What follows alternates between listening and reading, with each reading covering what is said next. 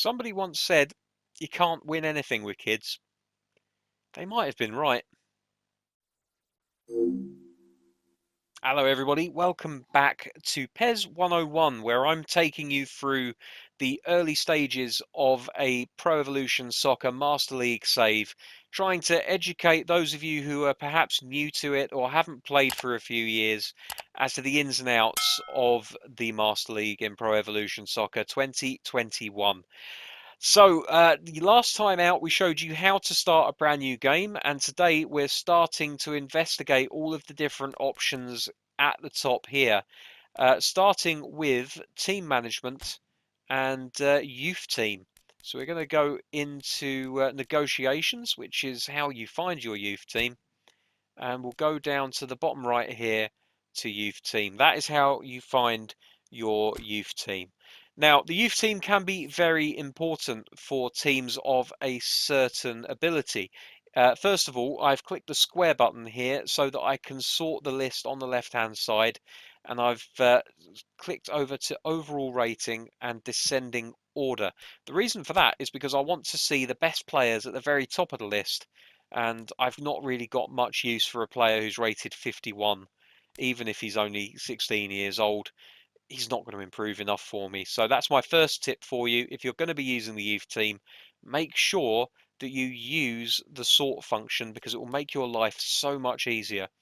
Uh, Immediately, my eye is drawn to the top of the list because I've had dealings with Harrington before. He is a good player. So we're going to use him as an example, and the example is going to be how to sign a youth team player. So let's say, and we don't have to stretch our imaginations much because we are at the end of the day Sheffield Wednesday. Let's say that we have a team that would benefit from a few more numbers. We have a 37-man squad, but honestly, looking at this squad, I would say everybody below Shaw is Deadwood. I'm not sure. No pun intended. I'm not sure that anyone below Shaw is worth hanging on to. And we'll get into how to get rid of them in a future episode. But today we want to talk about the youth team and how it can be useful. So if we go into the youth team, as I said before, Harrington at the top there is an attacking midfielder. He's rated at 69. If we use the left bumper or L1 button, it will allow us to go to the final page of his details on the right hand side here. And that's important because there is a development sheet on that fifth page, and that development sheet will show us what we can expect from him in terms of his development. So we can see by the time of his 22nd birthday, which is only 18 months away, he's going to develop into a player with a rating of around about 72 to 73. Also, we can see he's a very balanced player personality-wise, so he's a player that we can mould into whatever we want him to be. And if we scroll back over to the right-hand side using the R1 button, we can see that his market value at the moment is already £6.1 million. So he's a pretty worthwhile player to have on your books, if only because if things don't work out, you can sell him and get a pretty decent chunk of change.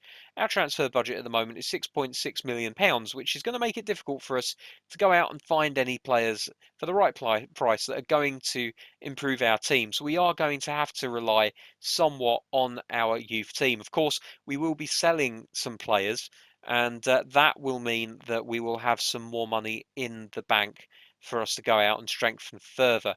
But for right now, we're just going to concentrate on how to sign this youth team player, and it couldn't be easier. Honestly, youth team players are the easiest players to sign in the game, and the reason for that is very, very simple.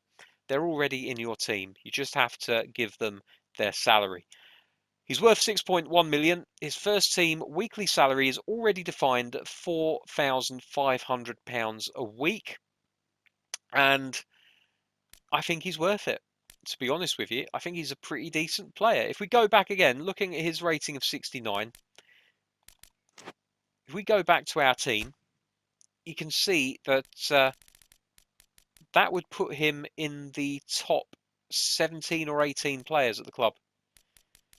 So it would put him on par with pretty much the first team squad, the first 11 plus the substitutes. So I think he's a worthwhile player to have. Also, if we look at the wages of a lot of these players, you're talking like everybody up to Penny would be making more than him, including a lot of players that are rated just as well as him. So I think it's a worthwhile signing. So we'll go back down to youth team. We'll select Harrington's name using the X button. And you can see here, all you have to do is click one button and it says sign. So let's click sign. It will ask you to confirm the signing. It will tell you what the salary is going to be. It will tell you that no transfer fee is required because he's in your own youth team. And it will also tell you that players available to negotiate 5. Basically, what that means is you're allowed to negotiate. I said this last time very briefly. You're allowed 5 negotiations per day on Pro Evolution Soccer. We're going to click yes, and he's signed for the team. When we move ahead to the next day, he will appear on our team sheet. But for now, he's still going to be in the youth team. So that is pretty much how to sign players from the youth team. That's the main thing. The only other thing that I did want to get into very briefly was the turnover of the youth team. How does the youth team work? Now, for people that are new to the game and perhaps have played Football Manager before, it's a very different system to Football Manager. Unfortunately, Pro Evolution Soccer doesn't have what you would call new gens. It utilizes regens. So when professional players retire at the end of their career, they might take 6 months to a year off and then they'll reappear in youth teams across football. So I've had it before where at Nottingham Forest, a couple of years into the career, we had a new youth intake, and Carlos Tevez and Raul Albiol were two of the players that appeared in our youth team. Unfortunately, it does break the immersion slightly, but there's not really much that can be done about it at the moment. A lot of us are constantly hoping that Konami will take notes and introduce a new gen system so that as players retire, they're replaced with random players that may inherit their skills and abilities but don't have the same name and face. At the very least, that would be something. But there we go. Um, if I order this list in terms of player age, and we go descending again, you'll see that Harrington is the oldest player in the squad. He's 20 years old, and there's a whole bunch of 20-year-olds in this squad. Harrington going all the way down to Sanders. I'm now going to show you a screenshot from a year in the future, and you'll notice that all of the 20-year-olds have disappeared off of the list. That's because pretty much when a player hits 20, with the exception of in the first year when you have Harrington, Olikainen, Hibbert, and Sanders on your youth team, players don't reach the age of 20 and stay in your youth team. It's just not a thing that happens. Sometimes they'll hit the age of 19 and they'll disappear. It depends on how many players you've signed from your youth team and what the turnover of new players coming in is. But what I would say, and there's no exact science to it, I've searched high and low for years to try and find out how it works, and I haven't been able to find out. I've tried to do some research into it. I'm going to continue to do research into it, and I'll let you guys know as and when I know any different. But from what I can tell, if a player reaches the age of 19 or 20, they're going to be leaving your youth team fairly soon. So make sure if you've got a player in your youth team that is pushing that age bracket, that if you like them, sign them because you don't want to lose them. I have seen before Harrington left my youth team without me signing him, and he regenerated again. He regenerated as a 16-year-old, and I actually ended up signing him later on as a free agent as a 16-year-old. So that's kind of an indication of what happens to players if they leave your youth team. One of two things tends to happen. Either they regenerate again and become free agents or reappear in your own youth team, or they sign for other teams in the leagues. And that's normally one of the two things that will happen.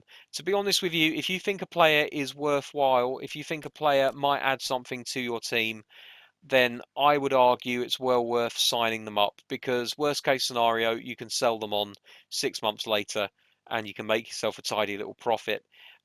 What you can also do, if you like the look of a player but you don't think that they're quite ready yet, you can click on their name, and rather than signing them, you can do this. You can place them on the loan list. And then what that will do is, essentially, if a team wants to loan that player, you will have to sign them to a contract. They'll immediately go out on loan to that team, and then they'll come back to your first team squad 6 months or a year later, whatever the terms of the loan are. Um, and then you'll have that player on your books. So essentially, just before they leave your team, you sign them in the same way that we signed Harrington, and then you loan them out. So Olikainen is a pretty decent player. We can afford his wages. We got 3,000 surplus, and he's only 2,700.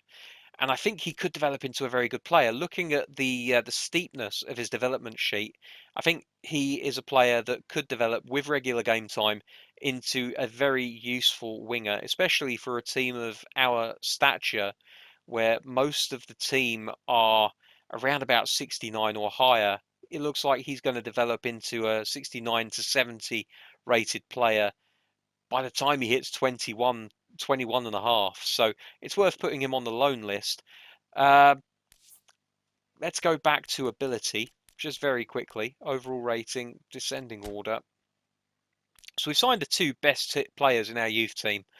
That's one way of looking at it, is just going for the best rated players. Another way of looking at it would be to look at your squad and figure out where your weaknesses are.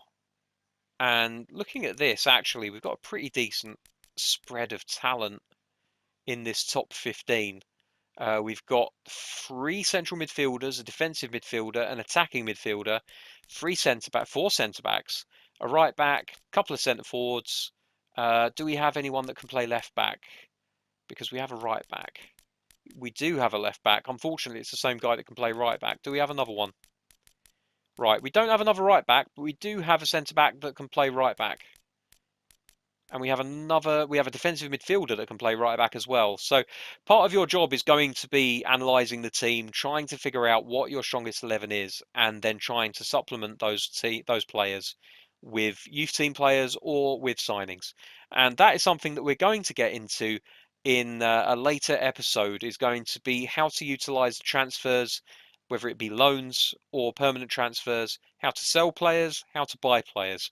That's all going to be something that we're going to want to look at in the next episode. We'll also cover training in a later episode where it comes to the youth teams. You'll notice if we go into team management that there is an option for youth team training. Now, you would think we're talking about youth team, that we're going to talk about youth team training during this episode, but it dovetails quite nicely into regular training. So we're going to combine all of that into a training episode, which will be coming up next time. But that's going to do it for this episode. Thank you very much for watching. If you've got any observations, let me know in the comments down below. Perhaps you know what the deal is with players leaving the youth team and regenerating outside of the youth team. Or maybe you know somewhere where we can find that information. Let us know below. Till next time, thank you very much for watching. Take care. I'll see you soon. Bye bye.